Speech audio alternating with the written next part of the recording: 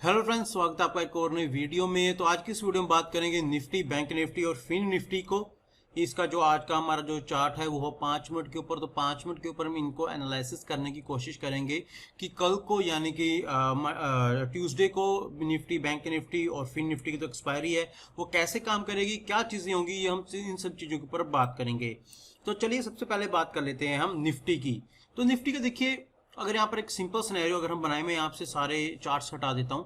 तो देखिए simple, last day की क्लोजिंग क्या थी ये, और आज का लो पॉइंट क्या था ये, और यानी कि 19,230 से लेके 19,201 के बीच में अभी एक है गैप, यानी कि आज गैप अप हुआ, ये अभी एक गैप है। ये जितना भी है हम इसको एक गैप कंसिडर कर रहे हैं क्योंकि ये एक गैप है, ठीक है।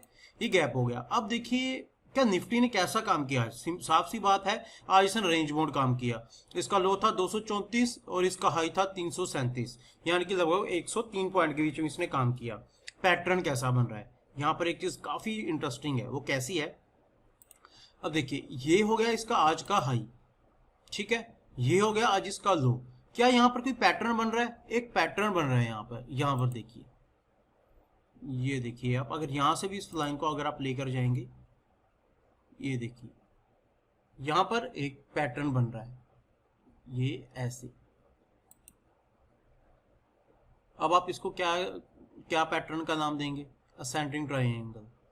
ये पैटर्न है असेंडिंग ट्राइंगल। असेंडिंग ट्राइंगल क्या, नीचे से आया ऊपर गया, फिर नीचे आया, फिर वहीं पे गया, फिर नीचे आया, फिर ऊपर। लेकिन अगर आप यहाँ की लास्ट वाली कैंडल देखेंगे, 5 मिनट की जो कैंडल है वो वहां पे सस्टेन नहीं कर पाई और नीचे आ गई।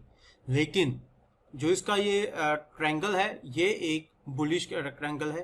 तो यहां पर अब हम क्या करेंगे, देखिए अब हमें एक सिंपल सा सिनेरियो ये यूज करना है कि ये अब एक स्ट्रॉन्ग रेजिस्टेंस बन चुका है आज के लिए, या सॉरी कल के लिए। तो इसके ऊपर टूटेगा तो ही हम बाइंग करेंगे। बाइंग करने का एक सिंपल सा तरीका है, सबसे पहले आप इसको मार्क कर लीजिए यहाँ पर, यानी कि 336 तक एक रेजिस्टेंस है। तो अभी हम इसको आगे 15 पॉइंट्स और देंगे कि हम इसको 19,350 तक हम इसको कुछ, या 19,360 तक हम कुछ नहीं करने वाले। 30 से 40 पॉइंट हमने देगी ताकि अपनी एडजस्टमेंट कर सके। उसके बाद हम इसमें बाइंग पोजीशन बनाएंगे। तो अब इसमें जो मेरी साइकोलॉजी है वो मैं ऐसे ही इसको काम करता हूँ। जब भी कोई नया हाई बन रहा होता है तो मैं हमेशा जो निफ्टी होती है उसमें 60 पॉइंट का, और जो बैंक निफ्टी होती है उसमें 100 पॉइंट का जो मैं नेक्स्ट टारगेट उसको रखता हूँ। तो ये 360 है, तो लगभग 420 के अराउंड जो मेरा नेक्स्ट टारगेट आएगा। 400 एक रेजिस्टेंस है, इसलिए हमारा एक पहला टारगेट हम 400 का ही रखेंगे। उसके बाद जो हमारा नेक्स्ट टारगेट आएगा वो लगभग आएगा 460 के अराउंड। तो 460 के अराउंड हमारा जो होगा मैक्स टारगेट होगा। अब देखिए यहाँ पर मैं इसकी एंट्री, देखिए मेरी सिंपल सी बात है, मेरी एंट्री होगी 1960 के ऊपर ही, सॉरी 19,360 के ऊपर एंट्री होगी। 19,400 से लेकर 19,455 का जो टारगेट है वो मैं देखूंगा। क्यों इतना देख रहा हूँ? क्योंकि जैसा आज बिहेव किया हो सकता है वैसे बिहेव करे। अगर ऐसा बिहेव हुआ तो 100 रुपए की जो मूवमेंट है वो आई थी, तो साइडवेज रहा था काम, तो इसलिए मैं इतनी ही मूवमेंट कैप्चर करने की कोशिश करूंगा।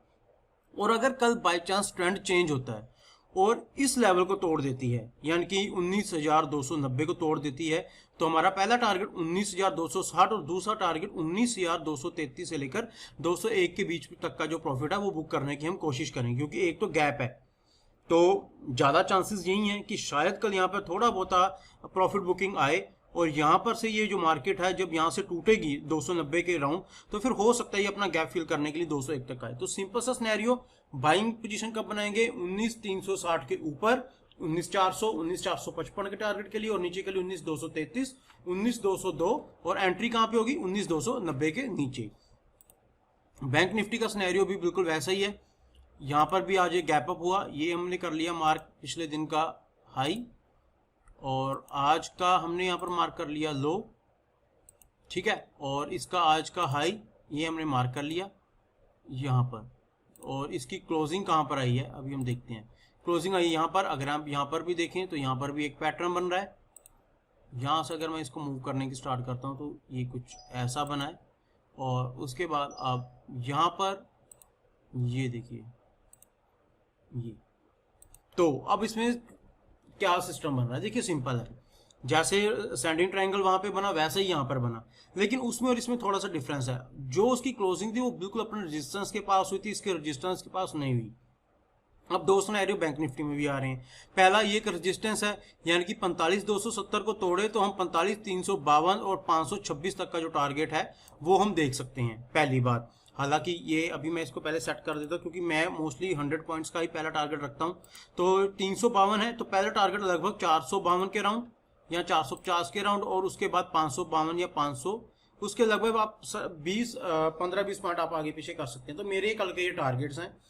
कब ये टारगेट मैं दूंगा, देखिए सबसे पहले अगर इस लेवल को तोड़ देगी 275 को, तो मैं 352 तक जाऊंगा, 352 के ऊपर सस्टेन करेगी, 45,450 और 540 तक का जो टारगेट है वो उसको मैं देखने की कोशिश करूंगा। लेकिन अगर कल मार्केट रिवर्स करती है तो मैं ये एक मेरे लिए एक इंपॉर्टेंट पॉइंट बन चुका है अब ये वाला। क्यों? क्योंकि अगर आप यहाँ पे एक चीज ध्यान से देखें, यहाँ पर तो जब मार्केट पहले एक बार अच्छे खासी ऊपर की, उसके बाद जब नीचे है तो यहीं पर एक स्पॉट लेकर ही इसने काम करना स्टार्ट किया है। तो अब यहाँ पर एक स्पॉट बन चुका है। जब ये स्पॉट टूटेगी तो यहाँ से यहाँ तक का टारगेट 870 का, 870 के बाद 786 तक का जो टारगेट है वो हमें देखने को मिल सकता है। क्यों मिल सकता है? क्योंकि देखिए एक तो गैप अप है, तो गैप को फिल करना है। गैप फिल होगा मतलब 80% चांसेस होते हैं कि जो बैंक को निफ्टी या निफ्टी अपने जो गैप है उसको फिल करने की पूरी कोशिश करती है, स्पेशली जब भी वो नीचे आना होता है। तो यहाँ पर क्या होगा, देखिए यहाँ पर ये लेवल से यहाँ तक तो कुछ खास पॉइंट है नहीं, तो इसलिए हम यहाँ पर कोई एंट्री नहीं करने वाले। लेकिन ये एक स्ट्रॉन्ग पॉइंट है। यहाँ पर अगर मुझको कोई भी कल को एंट्री दिखेगी, यहाँ से बाई चांस मान लीजिए कल यहीं पे कहीं ओपनिंग हो रही है, ठीक है, यहीं पर कहीं ओपनिंग हो रही है, तो मैं वेट करूंगा इसकी यहाँ तक आने, क्योंकि एक तो मैंने इसको कुछ पॉइंट दे दिए। जब यहाँ से टूटेगा तो मैं यहाँ से यहाँ तक का टारगेट या फिर यहाँ तक का जो टारगेट है वो अचीव करने की कोशिश करूंगा। और अगर ऊपर जाता है तो मैं यहीं पर एक बाइंग बनाने की कोशिश करूंगा, क्योंकि 272 से 352 लगभग 60 से 70 पॉइंट का इसके यहाँ पर एक और सिनेरियो बन रहा है। तो यहाँ पर मैं जल्दी से पहले प्रॉफिट बुक करने की कोशिश करूंगा। हालांकि मैं यहाँ से यहाँ तक की जो क्वांटिटी बहुत कम रखूंगा, क्योंकि ये आगे एक छोटा सा रजिस्टेंस, अगर आपको सेफली करना है तो इसके ऊपर जब सस्टेन करे तो आप 450 और 540 तक का जो टारगेट है वो आप देख सकते हैं। बात कर लेते हैं फिन निफ्टी की। फिन निफ्टी में भी सेम वही पैटर्न बन रखा है। यहाँ पर भी एक गैप है, अगर मैं यहाँ से दिखाऊं, ये देखिए यहाँ पर भी एक गैप है। तो तीनों चीजें गैप अप ओपन हुई है, ऑलमोस्ट सभी का एक जैसा ही गैप है, 60 से 70 पॉइंट का सभी का एक जैसा गैप है, ठीक है। तो अब यहाँ पर भी सेम सिनेरियो जैसा बैंक निफ्टी, क्योंकि मैंने आपको हमेशा कहता हूँ बैंक निफ्टी को फॉलो करती है फिन निफ्टी। सेम ये एक स्ट्रॉन्ग स्पॉट बन चुके हैं, इसको टूटे तो मैं एक यहाँ तक का पहला टारगेट यानी कि ये लेवल है 227 से 185 और 185 के बाद 123 और उसके बाद 20,076 तक का जो टारगेट है वो देखने की कोशिश करूंगा।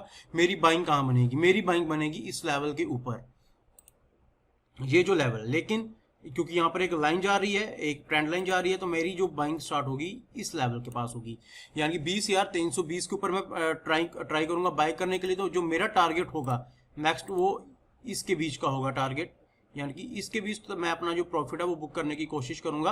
18,320 के ऊपर मेरी एंट्री, 18,371 से 397 तक का जो टारगेट है वो लेने की कोशिश करूंगा। और उसके बाद जो मेरा नेक्स्ट टारगेट होगा 18,240 और 80 तक का जो टारगेट है वो मैं देखने की कोशिश करूंगा इसमें, क्योंकि मेरा सेम सिनेरियो हमेशा यही रहता है कि मैं 30 से 40 पॉइंट बैंक निफ्टी और फिन निफ्टी में रखूं, और बैंक निफ्टी में 100 पॉइंट्स का जो टारगेट है वो रखना पसंद करता हूं।